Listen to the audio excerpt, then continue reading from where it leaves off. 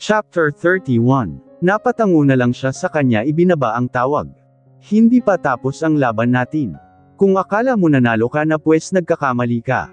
Nakangisi niyang saad. Samantala naman masayang masaya na si Zarina dahil nabawi niya na ulit ang kumpanya sa mag-ina. Kung meron man siyang isa pang hiling, yun ay ang mabigyan ng hustisya ang kanyang ina pero hanggang ngayon nahihirapan pa rin sila na makuha yun. Come in, sagot ni Zarina nang may kumatok sa pintuan niya. Pumasok naman si Tyrone na nakangiti sa kanya. May dala-dala itong mga pagkain at isang bouquet sa kanya ibinigay kay Zarina. Nag-abala ka pa, hindi naman ako mahilig sa mga flowers at chocolates pero thank you. I really appreciate this. Hinalikan ni Tyrone sa labi si Zarina bago sila naupo sa sofa. Hindi ba kita naabala? Tanong ni Tyrone. Hindi naman. How about you? Wala ka bang gagawin ngayon? Binuksan na ni Tyrone ang mga binili niyang pagkain sa binigyan si Zarina. Maaga kong natapos ang mga trabaho ko kaya binisita na muna kita rito. Marami ka bang gagawin ngayon? Gusto mo bang tulungan na kita para makauwi tayo ng maaga? You sure? Kaya ko namang gawin yung mga gagawin ko ngayon. Kung talagang wala ka namang gagawin pwede ka namang magpahinga sa room ko rito para ma-relax mo rin naman yung katawan mo. Umiling naman si Tyrone. Hindi naman ako inaantok saka hindi rin ako makakatulog ng maayos kapag alam kong yung asawa ko busy sa mga ginagawa niya. Tulungan na lang kita. Nakangiting saad ni Tyrone. Ngumiti at tumango na lang si Zarina. Nagmeryenda na silang dalawa. Hindi maiwasang mapatitig ni Zarina kay Tyrone. Hindi niya akalain na ang lalaking inalok niya ng kasal para lang makapaghiganti kay Natalie ay mamahalin niya. Masasabi pa rin niyang maswerte siya dahil nakatagpo siya ng mga taong totoong magiging kakampi niya. May dumi ba sa mukha ko? Tanong ni Tyrone sa kanya pinunasan ang mukha niya. Umiling naman si Zarina. Nakakamanghalang no kung paano kumilos ang tadhana, kung paano tayo paglaruan. Akalain mo yun, ikinasal tayong dalawa nang hindi man lang natin alam na ikaw pala ang ama ng mga anak ko. Natutunan mo akong mahalin at hindi ka rin naman mahirap mahalin dahil ipinaparamdam mo talaga sa akin ang totoo mong nararamdaman. Sa tingin mo kaya malalaman mong may mga anak ka na kung si Natalie ang napakasalan mo. Napaisip naman si Tyrone sa mga sinasabi ni Zarina. Sa tingin ko oo, blessing in disguise ang ginawang paninira ni Owen sa akin noon. Kung si Natalie ang napakasalan ko, malalaman ko pa rin kung sino ang babaeng nakasama ko noong gabi sa hotel 5 years ago dahil kay Owen. Sagot niya. Napaisip naman si Zarina saka siya napatango, posible namang mangyari yun. Nagpatuloy ang pagkwekwentuhan nilang dalawa habang nagmemeryenda. Nang matapos naman silang magmeryenda ay tinulungan na ni Tyrone si Zarina sa mga gawain nito. Lumipas ang maghapon na yun. Busy si Zarina sa mga upcoming projects ng kumpanya nila. Marami siyang kailangang basahin na mga proposals para malaman kung sino ang aaprobahan niya. Ma'am Zarina, may mga naghahanap po sa'yo. Natatarantang wika ng secretary niya nang pumasok ito. Hindi pa man natatanong ni Zarina kung sino ang mga naghahanap sa kanya nang may mga pumasok na sa loob ng office niya. Kunot-noo niyang tiningnan ang mga ito. Anong kailangan niyo? Seryoso niyang tanong kaagad. Iniimbitahan ka namin sa presinto, Mrs. Fuentes para sa ilan naming mga katanungan. Base sa report niyo sa BIR hindi kayo nagbabayad ng tax sa loob ng 1 taon. Lalong nagsalubong ang mga kilay ni Zarina. 1 taong hindi nagbabayad ng tax ang kumpanya nila pero paanong nangyari yun? Kami ba talaga ang hindi nagbabayad ng tax o baka nagkakamali ka lang officer? Aniya. Base sa taong nag-report sa amin at sa record niyo sa BIR hindi ako pwedeng magkamali, Mrs. Fuentes. Ikaw ang namamahala sa kumpanya kaya responsibilidad mong siguraduhin na nagbabayad ang kumpanya ng tax. Kailangan niyong sumama sa amin. Hinayla na ng lalaki si Zarina palabas ng office niya. Napapatingin na ang mga empleyado na nakakakita sa kanya. Officer, tama bang ako ang huhuliin niyo o ang stepmom ko?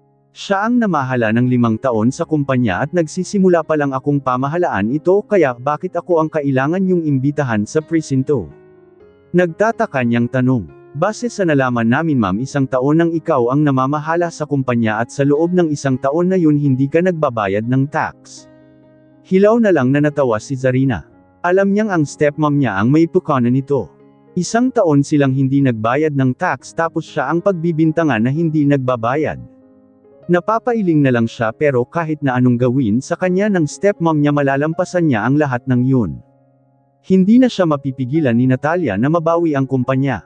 Tahimik na sumama si Zarina sa presinto. Tuwang-tuwa naman si Natalia dahil alam niyang maipapakulong niya na si Zarina. Kapag nakulong ito may iwan sa kanya ang kumpanya. Nang malaman naman kaagad ni Tyrone ang nangyaring panghuhuli kay Zarina ay pinuntahan niya ito kaagad. Mabilis niyang hinanap kung nasaan ang asawa niya.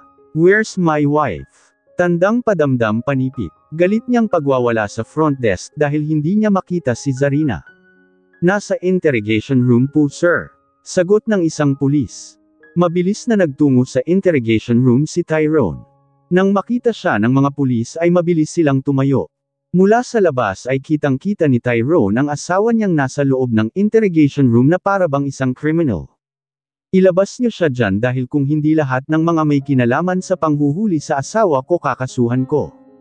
Maautoridad niyang wika, "Pasensya na po sir pero kailangan pa namin siyang, ilalabas niyo ba siya o kayo ang hihimas ng rehas?" May diin na wika ni Tyrone. Nagkatinginan na lang ang mga pulis sa isa't isa pero wala silang nagawa kundi ang ilabas si Zarina sa interrogation room. Nang bumukas ang pintuan ay mabilis na pumasok si Tyrone sa kanya hinayla si Zarina palabas. "Mr. Fuentes hindi pa kami tapos na tanungin siya." Anas ng isang pulis. Masamang tiningnan ni Tyrone ang lalaking nagsabi nun. "Idinala niyo rito ang asawa ko nang wala man lang warrant of arrest. Lawyer na lang namin ang kausapin niyo.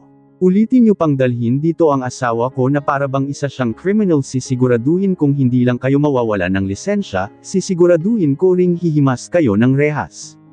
Pagbabante niya, napaatras naman ang mga pulis at napalunok na lang ang ilan dahil sa takot nilang kalabanan ang mga Fuentes. Inilabas na ni Tyrone si Zarina ng presinto. Hindi may pinta ang itsura niya dahil sa galit na nararamdaman niya. Hinuli ang asawa niya na para bang napakalaki ng kasalanan niya. "Are you okay? Hindi ka ba nila sinaktan? Hindi ka ba nila nilagyan ng pusos dahil kung oo sisiguraduhin kung mawawala ng trabaho ang mga taong gumawa nun sa'yo." Bakas ang panggigigil ni Tyrone pero pilit niyang pinapakalma ang sarili niya. "I'm fine, wala naman silang ginawa sa akin. Nagtanong-tanong lang sila tungkol sa tax na hindi binayaran ng kumpanya. Kung hindi nagbabayad si Tita Natalia ng tax sa loob ng isang taon, saan niya idinala ang mga pera?"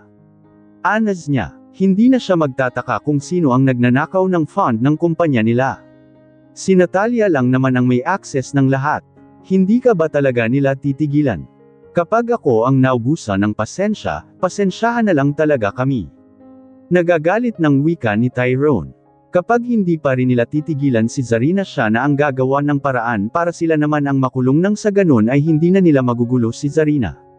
Matatapos din to kapag tuluyan ng gumaling si Yaya Mila at kaya niya nang mag-witness hindi na rin nila ako magugulo. Sisiguraduhin kong sa kulungan natatanda si Tita Natalia.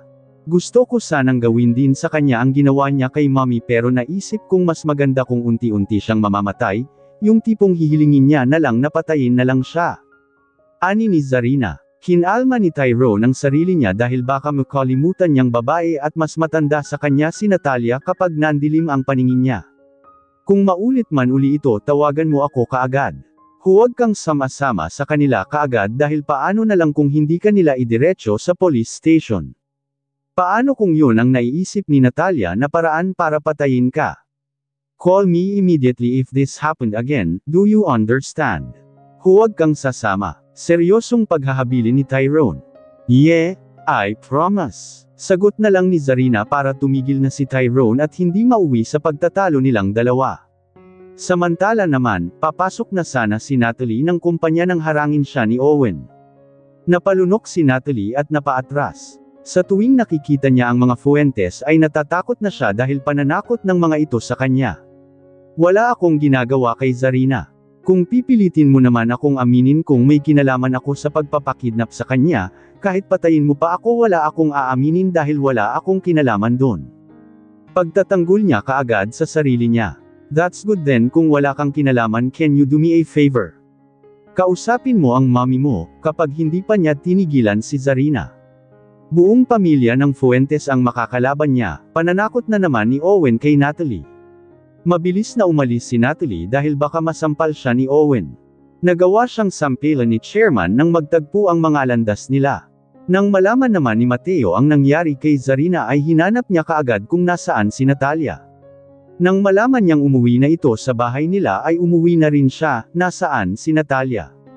Seryoso niyang tanong sa katulong nila, nasa pool area po siya sir, sagot nito. Pinuntahan kaagad ni Mateo si Natalia. Naabutan niya itong umiinom ng wine at kumakain ng prutas habang nakangiti na tila ba nagtagumpay sa plano niya. Mateo, you're home. Bahagyang nagulat na wika ni Natalia pero nabitiwan niya na lang ang wine glass niya nang malakas siyang sampilan ni Mateo. Hindi pa nakontento si Mateo sa isang sampal muli niya ulit itong sinampal sa kabila namang pisngi.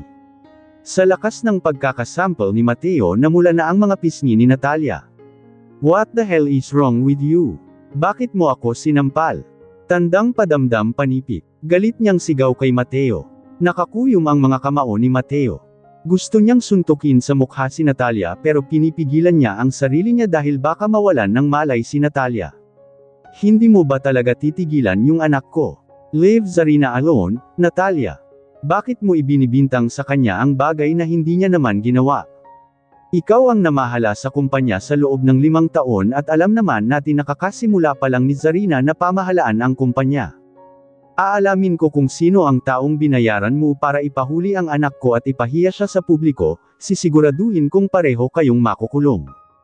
Nang gagalaiting saad ni Mateo sa kanya tinalikuran si Natalia na natulala na lang dahil sa malakas na sampal ni Mateo. Nang makauwi si Natalie ay dumiretso siya kaagad sa kwarto ng kanyang ina. Naabutan niyang may pinapahiran ni Natalia ng yelo ang mukha nito. Kitang-kita ni Natalie ang pamumula ng pisngi ng kanyang ina. Kayo ba ang nagpaaresto kay Zarina? Mom, tama na. Sumusuko ng wika ni Natalie. Takot na siya sa mga pagbabanta at pananakot ni Owen sa kanya at ng mga Fuentes. Ginagawa ko ang lahat ng to para sa'yo. Ayaw kong bumalik na naman tayo sa kung anong buhay natin dati. Dapat tinutulungan mo ako hindi yung pinipigilan mo ako sa mga plano ko. Tama na mommy. Wala na tayong magagawa dahil masyado nang makapangyarihan si Zarina. Lahat ng mga Fuentes ay nasa kanya ang simpatsya.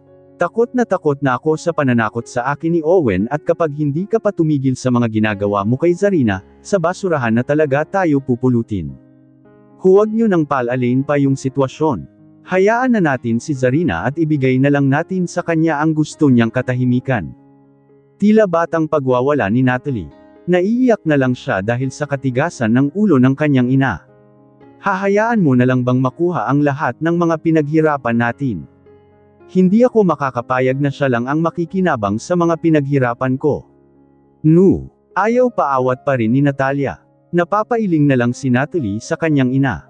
Pagod na ako, maswerte na akong napatawad ako ng mga Fuentes dahil sa panlolokong ginawa ko sa kanila pero iba nila pahalagahan si Zarina.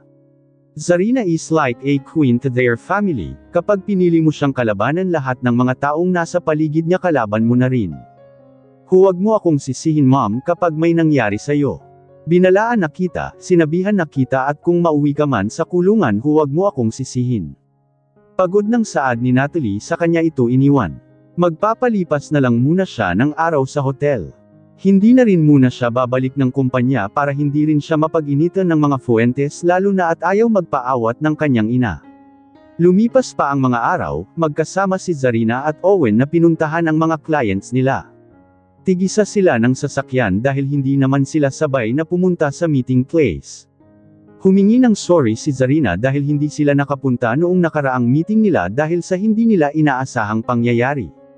Nang matapos ang meeting ay nauna na si Zarina na umalis pero habang nasa kalagitnaan siya ng biyahe ay napahinto siya sa gilid dahil naramdaman niya ang pag-flat ng gulong niya. Bumaba siya ng sasakyan at tiningnan ang gulong niya sa likod.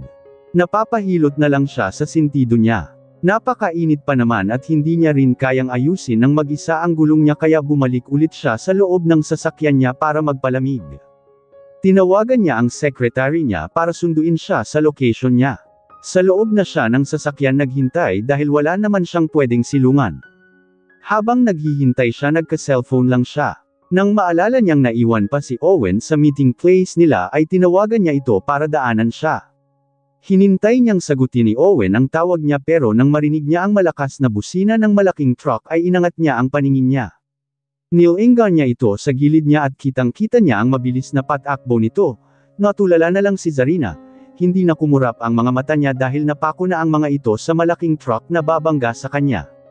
Gusto niyang lumabas, gusto niyang gumalaw pero tila ba hindi niya maramdaman ang sarili niyang katawan. Hinihintay niya na lang ang pagbangga sa kanya ng truck.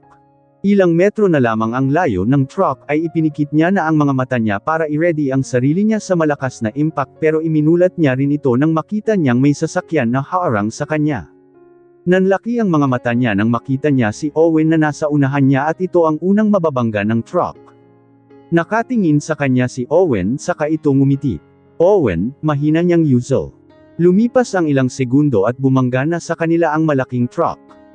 Sa lakas ng impact ay tumama ang ulo ni Zarina sa dashboard. Ramdam niya na ang hilo niya dahil tila ba nilamag ang katawan niya dahil sa impact ng pagkakabangga. Naramdaman ni Zarina ang pagtulo ng malapot na likido sa mukha niya mula sa noo niya. Hindi niya kaagad na imulat ang mga mata niya dahil sa gulat. Nang maalala niya si Owen ay pinilit niyang iminulat ang mga mata niya. Nakasuot naman siya seatbelt kaya hindi siya tumalsik. Lumabas siya kaagad para puntahan si Owen. Owen, are you there? Oh my God! Umiiyak ng wika ni Zarina. Nagpapanik na siya dahil hindi sumasagot sa kanya si Owen. Sinubukan niyang buksan ang pintuan pero hindi niya magawa dahil nakalock ito at sira na rin ito dahil sa pagkakabangga sa kanya ng truck. Nahihilo pa rin si Zarina pero pinipilit niyang makatayo ng diretsyo para gisingin si Owen. Owen please, wake up, Owen. Mahina niyang wika. Pakiramdam ni Zarina ay mawawala na rin siya ng malay dahil hilong-hilo na siya. Owen, niya pa. Sunod-sunod ang paglandas ng mga luha niya nang makita niya si Owen na duguan na ang ulo at walang malay. Lalong nahilo si Zarina sa nakita niya dahil bumabalik sa alaala niya ang nangyaring aksidente sa kanila ng kanyang ina. Kitang-kita niya rin ang dagwang mukha ng kanyang ina noong gabing yun. Hindi na kinaya ni Zarina kaya bumagsak na siya sa mainit na semento. Ilang minuto lang naman ang lumipas nang dumating na ang sekretary niya. Tumawag na rin ng ambulance ang mga nakakita sa nangyari. Hindi nila ginalaw si Zarina dahil natatakot silang baka may mabali silang buto rito. Nang dumating ang ambulance ay mabilis nilang idinala sa hospital si Zarina habang nahirapan pa sila kay Owen na ilabas. Nang malaman ni Tyrone ang nangyari ay mabilis siyang nagtungo ng hospital ganon na rin ang iba pang mga fuentes. Habang nasa biyahe ay nanginginig si Tyrone. Paulit-ulit na inuusal na sana ay ligtas si Zarina. Sunod-sunod niyang binusinahan ang mga sasakyang nasa harapan niya para bigyan siya ng daan. Damn it! Inis niyang saad nang maipit siya sa traffic. Gusto niya nang makarating sa hospital para alamin ang kalagayan ni Zarina pero wala siyang magawa dahil sa tindi ng traffic. Sunod-sunod siyang nagbusina, wala na siyang pakialam kahit na magalit sa kanya ang mga nasa harapan niya. Sir, buksan mo yung bintana mo. Saad ng isang police enforcer dahil sa pagbubusina ni Tyrone ibinaba naman kaagad ni Tyrone ang bintana niya at bago pa man magsalita ang enforcer ay inunahan na siya ni Tyrone. Sir, pasensya na pero nagmamadali lang ako. Naaksidente ang asawa ko at idinala siya ngayon sa hospital. Wala siyang ibang kasama dun kaya nagmamadali akong makarating. Pagpapaliwanag niya. Ganun po ba sir? Sige po sir pero mag-iingat po kayo. Anas naman ng pulis saka ito umalis. Nang lumuwag naman na ang traffic ay mabilis na pinatakbo ni Tyrone ang sasakyan niya hanggang sa makarating siya sa hospital kung saan dinala si Zarina. Miss, saan idinala si Zarina Fuentes? She's my wife. Natatarante niyang tanong kaagad sa nurse station. Tiningnan ng nurse sa computer niya kung may pasyente bang Zarina. Idiniretso po siya sa or sir, sagot naman ng nurse. Galit na napahampas sa counter si Tyrone. Nagtungo na siya sa waiting area ng operating room. Ano bang nangyari kay Zarina? Bakit kailangan sa operating room siya idiretso? Gaano kalala ang kalagayan niya? Mga katanungan sa isip ni Tyrone. Habang naghihintay siya sa labas ay hindi siya mapakali. Pabalik-balik siyang naglalakad sa labas ng operating room. Idiniretso rin sa operating room si Owen. Nagsidatingan na rin ang mga Fuentes at lahat sila ay naghihintay sa paglabas ni Zarina at Owen mula sa operating room. Tahimik lang silang lahat habang naghihintay. Napatingin na lang silang lahat kay Tyrone nang bigla nitong sinuntok ang pader dahilan para damyugo ang kamao niya. Papatayin ko ang taong gumawa nito sa kanila. Dudurugin ko ng pinong-pino ang mga buto nila. May diin niyang saad. Dumating na rin si Mateo pero gaya ng mga Fuentes ay naghintay din siya. Nang makita ni Tyrone si Mateo ay nilapitan niya ito. Nakakuyom ang mga kamao niya kaya hinaranggan siya ng kanyang ina. Anak, please calm down. Pakiusap niya rito pero na kay Mateo ang tingin ni Tyrone. Hindi mo ba talaga kayang kontrolin ang asawa mo, Mr. Jimenez? Walang ibang gagawa nito sa kanila kundi si Natalia. Wala ka man lang bang gagawin para sa anak mo? Bakit hindi mo man lang magawang protektahan ang legal mong anak sa killer mong kabit? Tandang padamdam panipik. Nang gagalaiting sigaw ni Tyrone. Pinigilan na rin ni Jameson ang anak niya dahil baka bigla nitong masuntok si Mateo sa tindi ng galit. Napayuko naman si Mateo, nahihiya siyang harapin pa ang mga Fuentes. Pasensya ka na Iho, tama ka, wala akong kwentang ama kay Zarina. Anya, hilaw na lang na natawa si Tyrone. Wala ka nang ang kwenta sa kanya, hindi mo na nga siya nagawang protektahan noon hanggang ngayon pa rin ba? Harap-harapan ka ng ginagago ng kabit mo pero wala ka pa ring ginagawa. Hindi ka naman paralisado, Mr. Jimenez, pero wala kang kwentang ama. Tyrone, stop it. He's still your father-in-law. Sigaw ni Jameson, don't worry, I understand. Ani ni Mateo, aalis na lang muna ako. Pasensya na, I'm sorry about his action. Sana naiintindihan mong nadadala lang siya ng matinding emosyon. Hindyang paumanhin ni Jameson kay Mateo. Tumango na lang si Mateo saka siya tipid ng umiti. Pinili niyang umalis na muna at maghintay sa ibang lugar para maiwasan nila ang gulo sa waiting area. Makalipas ang ilang minuto ay inilipat na rin sa private room si Zarina. Maayos na ang kalagayan niya habang si Owen naman ay idiniretso sa ICU dahil mas malala ang natamo niya. Naupo kaagad si Tyrone sa gilid ni Zarina at hinawakan ang kamay nito. Dir-diretsyong tumulo ang mga luha niya habang hinahalikan niya ang likod ng palad ni Zarina. Pigil ang hikbi niya. Natatakot siyang mawala sa kanya si Zarina. Hindi niya alam kung kakayanin niya ba kapag nangyari yun. Babe, please wake up. Huwag mo naman akong takutin oh. Alam mo naman kung gaano ako katakot na takot kapag ikaw ang nawala sa akin. Kaya kung isuko lahat, kaya kung mawala ang meron ako pero kayo na pamilya ko mamamatay ako kapag kayo ang nawala sa akin. Nahihirapan niyang wika dahil sa hikbi niya. Hindi na muna pumasok sina Melanie para bigyan ng oras at space ang anak nila na makasama si Zarina. Lahat sila ay nag-aalala sa kalagayan nilang dalawa ni Owen. Hindi binitiwan ni Tyrone ang kamay ni Zarina. Hinihintay niya itong magising pero sumapit na ang gabi hindi pa rin siya nagigising. May bandage sa noo si Zarina dahil sa pagkakauntog niya sa dashboard. May ilang galot siya sa braso dahil sa mga nabasag na salamin. Hindi umaalis si Tyrone sa tabi ni Zarina dahil gusto niya siya ang unang makikita ni Zarina kapag nagising na ito. Gustong puntahan ni Tyrone ang taong gumawa nito kay Zarina para gumanti pero ayaw niyang iwan dito sa Zarina kahit na may makakasama naman ito. Samantala naman, umalis na muna si Mateo ng hospital kanina. Nag-utos siya kaagad na hanapin ang driver ng truck na bumangga sa anak niya. Gusto niyang kausapin si Natalia at tanungin ito kung may kinalaman ba siya sa nangyaring aksidente pero alam niya namang hindi aamin si Natalia. Habang kumakain naman si Natalie sa loob ng kwarto niya sa hotel ay nakita niya sa balita ang nangyaring aksidente kay Owen at Zarina. Napaawang na lang ang labi niya at napatulala dahil sa laki ng damage ng dalawang sasakyan. Napalunok si Natalie. Iniisip niya kung may kinalaman ba ang mommy niya sa nangyaring aksidente. Sinadya ang aksidente. Usual niya nang marinig niya ang sinabi ng reporter. Kung ang mommy niya ang may gawa sa aksidente siguradong galit na galit ang mga Fuentes sa kanila. Nanghihinang samandal si Natalie sa sofa. Ano bang pumapasok sa isip niyo, Mom?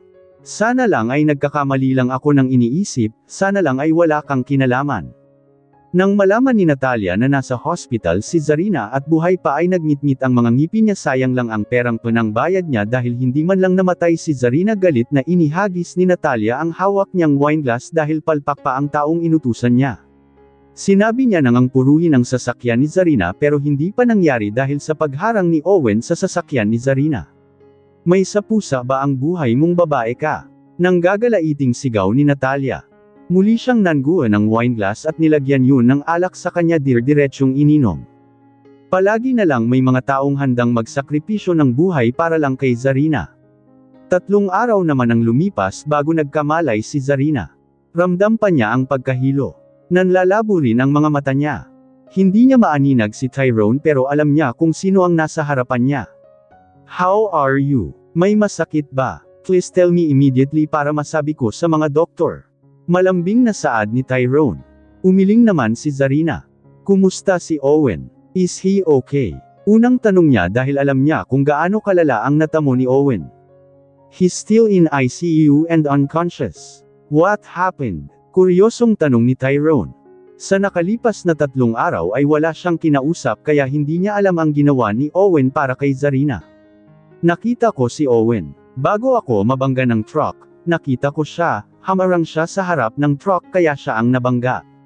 Nabangga na lang ako ng sasakyan ni Owen dahil sa lakas ng impact. Please tell me that he can live. Umiyak na saad ni Zarina dahil para bang hindi niya kayang baunin habang buhay ang konsensya kapag may nangyari kay Owen. Wala pang sinasabi ang doktor pero ang alam ko he's in critical condition. Sunod-sunod na bumagsak ang mga luha ni Zarina. Ipinikit niya na ang mga mata niya. Kagigising niya lang pero tila ba inaantok na naman siya. Are you okay? Gusto mo bang tawagin ko yung doktor? Aniya, umiling lang naman si Zarina. Inaantok pa ako, mahina niyang saad. Tumango naman si Tyrone. You can sleep more, magpahinga ka na muna. Nandito lang ako naghihintay sa'yo. Hindi na sumagot si Zarina dahil tuluyan na naman siyang tinangay ng antok. Hindi akalain ni Tyrone na ibinuwis ni Owen ang sarili niyang buhay para mabawasan ang impact kay Zarina. Ang galit na nararamdaman ni Tyrone para kay Owen ay napalitan ng pag-aalala. Napaupo na lang siya habang nakatulalang nakatingin kay Zarina na mahimbing na namang natutulog. Nang may dumating na nurse para ik-ek si Zarina ay nagpaalam na muna siya na aalis. Pinuntahan niya si Owen sa ICU. Pagdating niya sa ICU ay nandun si Amelia at umiiyak. How is he, tita? Tanong niya. Tiningnan ni Tyrone ang kalagayan ni Owen. Punong-puno ng bandage ang mukha nito, ganun din ang mga braso niya. Sininghat naman na muna ni Amelia ang sipon niya saka siya bumantong hininga. Ang sabi sa akin ng doktor walang kasiguraduhan kung gising pa siya, kung gaganda pa ba ang kondisyon niya. Ang sabi nila himala na lang kapag nagising pa siya at nabuhay. Sa ngayon mga machine na lang ang dahilan kung bakit buhay pa rin siya. Hindi ko kaya Tyrone, hindi ko kayang mawala sa akin ang anak ko. Gusto kong magalit sa iyo at sa asawa mo. Sino ba siya para iligtas ng anak ko pero alam kong hindi pagsisisihan ni Owen ang ginawa niya. Humihikbing saad ni Amelia, namamaga na ang mga mata niya sa kakaiyak. Hindi makita ni Tyrone ang mukha ni Owen. Hindi niya alam kung may damage din ba yun. Nilapitan ni Tyrone si Owen at hinawakan ito sa kamay. Punong-puno ng aparates ang katawan nito. Bro, gumising ka na. Marami kaming naghihintay sa paggising mo. Marami akong dapat ipagpasalamat sa iyo. Usual ni Tyrone. Hindi gusto ni Tyrone na makita sa ganitong sitwasyon si Owen pero lalong hindi niya rin kayang makita sa ganitong sitwasyon si Zarina. Kung hindi dahil kay Owen hindi alam ni Tyrone kung kasama pa ba niya ngayon ang asawa niya. Gumising ka na kaagad, pakiusap. Sinserong saad ni Tyrone. Hindi rin siya nagtagal na bumisita kay Owen dahil hindi niya alam kung paano kakausapin si Owen. Ayaw niya ring iwan ng mag-isa si Zarina ng matagal sa kwarto nito. Habang busy si Tyrone sa pag-aalaga kay Zarina, si Mateo naman ang gumagawa ng paraan para mahuli na ang driver ng truck na bigla na lang umalis pagkatapos ng nangyaring aksidente. Nasa sala si Mateo nang dumating si Natalia. Pinapahanap mo ang driver ng truck na bumangga sa kanila. Paano mo kakasuhan yun kung aksidente ang nangyari? I'm sure nagtatago na yun ngayon dahil sa takot na makulong o ipapatay sa loob ng kulungan. Naiinis si Natalia dahil pinaiimbestigahan pa ni Mateo ang tungkol sa aksidenteng nangyari. Hindi siya pwedeng mahuli, hindi nila pwedeng malaman na siya ang nag-utos na banggain ang sasakyan ni Zarina. Kung hindi lang sana umeksena si Owen siguradong patay na ngayon si Zarina. Kahit na maubos ang pera ko sa paghahanap sa taong to, wala akong pakialam. Ang gusto ko ay mahanap siya at mapanagot sa ginawa niya. Hindi ako makakapayag na yung anak ko nasa hospital nakikipaglaban sa buhay niya habang ang taong to ay malayang nakakalabas. Blankong sagot ni Mateo. Napairap na lang si Natalia. Bahala ka, gawin mo kung anong gusto mo. Iniwan na ni Natalia si Mateo. Papasok na sana si Natalia sa kwarto niya nang biglang lumabas si Natalie sa kabilang kwarto. Wala ba talaga kayong kinalaman sa nangyaring aksidente kay Zarina at Owen? Seryosong tanong ni Natalie sa kanyang ina. Pinagbibintangan mo ako sa krimen na hindi ko ginawa. Sa tingin mo ba kaya kong gawin yun para lang sa pansarili kong kagustuhan? Kriminal ba ang tingin mo sa akin? Napakibit-balikat lang naman si Natalie. Gusto ko lang makasigurado dahil hindi ko alam kung matatanggap ko pa kayo bilang ina ko kapag nalaman kong isa kang kriminal. Mabuti naman kung ganun kung wala kang kinalaman sa nangyari kay Zarina at Owen. Walang gana niyang saad saka siya bumaba ng hagdan. Napalunok si Natalia, liwan din ba siya ng anak niya kapag nalaman nito ang mga krimeng ginawa niya para lang mabigyan sila ng magandang buhay. Napabuntong hininga na lang si Natalia. Kailangan niyang masiguro na walang makakaalam sa mga ginawa niya. Kailangan niyang masiguro na nagtatago na sa malayong lugar ang driver ng truck. Mas mabuti pa sigurong ipapatay ko na lang siya para masiguro kung walang makakaalam ng sekretong to. Hindi ako pwedeng mahuli. Usual niya sa sarili niya. Nakakaramdam na rin siya ng takot lalo na at sigurado siyang nanginginig sa galit si Tyrone. Sigurado ba kayo? Malakas na saad ni Mateo kaya napatingin si Natalia sa kanya. Nang makita ni Natalia na naggagayak si Mateo ay muli niya itong nilapitan. Saan ka pupunta? Tanong niya. Nagmamadaling kinuha ni Mateo ang mga gamit niya. Nahanap na kung saan nagtatago ang driver ng truck. Pupuntahan na siya ng mga pulis ngayon. Sagot ni Mateo saka siya umalis. Nakagat ni Natalia ang kuko niya. Nagsisimula na ring manginig ang kalamnan niya. Iniisip niya kung tatakas na ba siya. Pabalik-balik siyang naglalakad sa sala habang kagat-kagat ang kuko niya. Napansin naman siya ni Natalie. Ano bang ginagawa niyo? Kunot-noo niyang tanong dito. Umiling lang naman si Natalia. Naisip ko lang gusto mo bang magbakasyon tayong dalawa? Gusto mong magstay ng Switzerland di ba? Bakit hindi natin subukang magbakasyon doon? Nakangiti niyang saad sa anak niya. Napapataas na lang ng kilay si Natalie sa kinikilos ng kanyang ina ngayon. Sigurado ba kayong ayos lang kayo? Bakit parang namumutla ka? Are you okay? May gumugulo ba sa isip mo? Nag-aalala pa ring tanong ni Natalie sa kanyang ina. I'm fine, naisip ko na lang hindi pa tayo nakakapagbakasyon dahil palagi tayong busy sa kumpanya. Gusto mo bang magbakasyon muna tayo? Ako ang magbabayad sa lahat. Wala ako sa mood para umalis ng bansa. Kung gusto nyo kayo na lang. Sigurado bang okay lang kayo? Naka-aircon ang buong bahay pero pinagpapawisan pa kayo. Ano bang nangyayari sa inyo? Iniwas ni Natalia ang paningin niya. Pinunasan niya ang butil-butil na pawis sa noo niya saka siya naupo sa sofa. Kung magbago man ang isip mo nasa kwarto lang ako sabihin mo lang. Umalis na si Natalia, nagtatakang sinundan ni Natalie ng tingin ng kanyang ina. Napapansin niyang masyadong mapatla ang kanyang ina. Naipilig niya na lang ang ulo niya at hindi na lang yun pinagtuunan ng pansin. Samantala naman, nang magising si Zarina ay pinaupo siya kaagad ni Tyrone at isinandal sa headrest para makakain ito. Nag-aalala pa rin si Zarina para kay Owen. Kumusta na siya? Nasa ICU pa rin ba siya? Wala bang sinabi ang doktor kung kailan siya may lilipat sa private room niya? Sunod-sunod na tanong ni Zarina. Ayaw namang sabihin ni Tyrone ang totoong kalagayan ni Owen dahil baka mag-alala ng sobra si Zarina baka bumagsak pa ang kalusugan nito dahil sa kakaisip kay Owen. Minsan ko pa lang siyang nabibisita. Wala pa naman akong nalalaman kung kailan siya may lilipat. Nakatubo pa rin siya parang hindi pa niya kayang huminga ng sarili niya. Huwag kang mag-alala, masyadong malakas si Owen kaya alam kung madyay gising din siya at magiging okay din ang kalagayan niya. Mag-focus ka muna sa sarili mo dahil namimiss ka na ng mga anak natin.